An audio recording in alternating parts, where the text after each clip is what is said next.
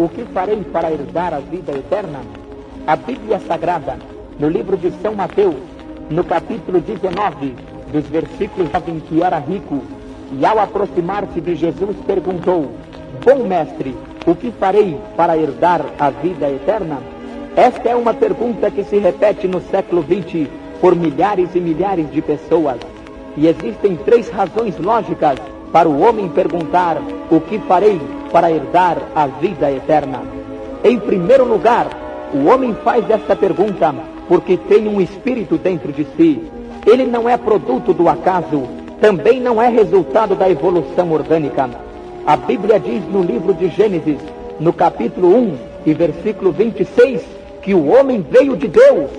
Deus criou o homem à sua imagem, conforme a sua semelhança. Soprou em suas narinas o fôlego de vida. Desde então, o homem passou a ser possuidor de um espírito. Quando morre um animal, finda-se a vida para este animal.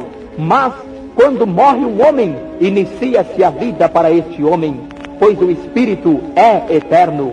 O nosso corpo veio do pó e vai tornar para o pó, mas o nosso espírito veio de Deus e vai tornar para o Deus que o fez. Isto afirmou Salomão no livro de Eclesiastes, no capítulo 12 e no versículo 7.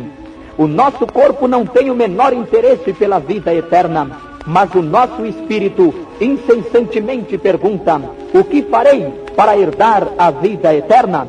A segunda razão para tão insistente pergunta é a seguinte: uma grande maioria dos homens que habitam a face da terra tem medo da morte. A Bíblia afirma no livro de Hebreus: ao homem está ordenado morrer uma vez, vindo depois desta morte o juízo. Nas primeiras civilizações da terra, algumas pessoas tiveram o privilégio de viverem mais que 900 anos de idade. Podemos citar, por exemplo, Adão, Matusalém, Noé e outros. Porém, mais tarde o rei Davi salmodiou dizendo: o homem vive 70 a 80 anos na sua robustez. O que passar disto será canseira e enfado. Ó, que verdade inegável aos nossos olhos! Apesar de estarmos vivendo no século da realidade, muitas pessoas, ao verem passar um enterro em suas frentes, se atemorizam e chegam a tremerem. Muitos outros, ao visitarem um cemitério, pensam consigo mesmos: meu Deus, será que um dia o meu corpo também vai cair dentro de uma sepultura como esta? Sim, todo homem está sujeito a passar pela morte. Gassendi foi um dos mais notáveis filósofos italianos. Ele declarava vida em suas filosofias, mas na hora da morte ele exclamou: nasci, não sei porquê. Vivi, não sei como. Estou indo, não sei para onde. O jovem solteiro mais rico do mundo é acionista de grandes indústrias, possuidor de muitos navios petroleiros e ainda herdeiro de muitas fazendas. Vive cercado pelas mulheres mais bonitas do mundo. Perguntaram-lhe se ele é feliz e ele respondeu: não, eu não sou feliz, porque eu sei que eu e toda a minha riqueza iremos um dia para a sepultura. A Bíblia nos mostra um homem que desafiava a morte. Este era o apóstolo São Paulo. No livro de Filipenses, no capítulo 1 e versículo 21, ele disse: para mim o viver é Cristo e o morrer é ganho. No livro de 1 Coríntios, no capítulo 15, no versículo 55 e 56, ele disse: onde está, ó morte, o teu aguilhão? Onde está, ó inferno, a tua vitória? Ora, o aguilhão da morte é o pecado, mas graças a Deus que nos dá a vitória por nosso Senhor e Salvador Jesus Cristo. Existia um segredo na vida do apóstolo São Paulo para ele não ter medo da morte. Antes que termine esta mensagem, você poderá descobrir este mesmo segredo. No livro de Hebreus, no capítulo 2, nos versículos 14 e 15, a Bíblia Sagrada nos diz: para que, pela morte, ele, Jesus, aniquilasse o que tinha o império da morte, isto é, o diabo, e livrasse todos os que, com medo da morte, estavam por toda a vida sujeitos à servidão.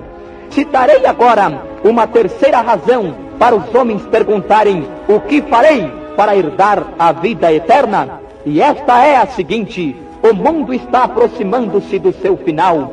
A geografia diz que a massa incandescente que está no centro da Terra vai derreter toda a Terra. A astronomia diz que o calor do Sol aumentará e derreterá a Terra. Além disto, as profecias bíblicas nos mostram que estamos no fim. Pensemos nos acontecimentos que agora eu vou citar: terremotos, pestes, fomes, falsos profetas, pessoas que dizem serem o Cristo, guerras e rumores de guerras, nações lutando contra nações, os reinos contra os reinos, a restauração de Israel, a cogitação da reconstrução do Templo de Jerusalém, a união dos países no mercado comum europeu, o crescimento assustador do comunismo, a apostasia da fé dos muitos cristãos, o derramamento do Espírito de Deus. Tudo isto são provas concretas do tempo do fim. O que mais está preocupando os governos mundiais é a explosão demográfica. De Adão a 1930, 1 bilhão de pessoas habitavam a face da Terra. De 1930 a 1976, 46 anos depois, aproximadamente 4 bilhões de pessoas estão habitando a face da Terra. As estimativas dizem que até o ano 2000, 8 bilhões de pessoas habitarão a face da Terra. A Terra não está produzindo o suficiente para o sustento de 4 bilhões de pessoas. Como então produzirá para sustentar 8 bilhões de pessoas? Um cientista americano apresentou em um congresso internacional 3 soluções para a explosão demográfica. E ele disse: a primeira solução que eu vejo para a explosão demográfica é a seguinte: aumentar o índice de guerras, porque aumentando as guerras, evidentemente, aumenta-se o número de mortes no mundo. A segunda solução é descobrir vidas em outros planetas, porque descobrindo vidas em outros planetas, pessoas da Terra poderão viver em outros planetas. A terceira solução é a mais autêntica e mais gloriosa. Disse o cientista que Jesus voltará e levará um povo deste mundo para o céu. Sendo assim, diminuirá o número de habitantes da face da Terra. Eu não pergunto o que farei para herdar a vida eterna. Eu já tenho a resposta. E se você é um destes a perguntar, a Bíblia Sagrada lhe apresenta a resposta. No livro de São João, no capítulo 3 e no versículo 16, a Bíblia diz: Deus amou o mundo de tal maneira que deu o seu Filho unigênito, para que todo aquele que nele crê não pereça, mas tenha a vida eterna. No livro de São Mateus, no capítulo 19 e no versículo 29, a Bíblia ainda diz: e todo aquele que tiver deixado casas, irmãos, pais, ou mulher, ou filhos, ou terras, por amor do meu nome, receberá 100 vezes tanto e herdará a vida eterna. Ainda em São João, no capítulo 5 e versículo 24, Jesus Cristo disse: em verdade vos digo, que quem ouve a minha palavra e crê naquele que me enviou, tem a vida eterna, e não entrará em condenação, mas passou da morte para a vida. É importante também que façamos referência de 1 João, capítulo 5 e versículo 13, aonde diz: estas coisas vos escrevi, a fim de saberdes que tendes a vida eterna, a vós, os que creem no nome do Filho de Deus. Pensemos também em 1 João, capítulo 5 e versículo 20, aonde a Bíblia diz: também sabemos que o Filho de Deus é vindo e nos tem dado entendimento para reconhecermos o verdadeiro, e estamos no verdadeiro em seu Filho Jesus Cristo. Este é o verdadeiro Deus e a vida eterna. Observem que a Bíblia apresenta o próprio Jesus como sendo a vida eterna.